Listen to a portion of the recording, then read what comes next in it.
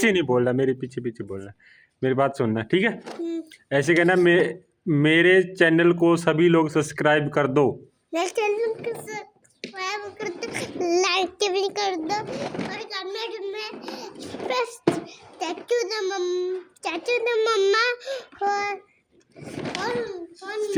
Comment में आगे मेरे को रेड हार्ट भेजो। रेड हार्ट भेजो।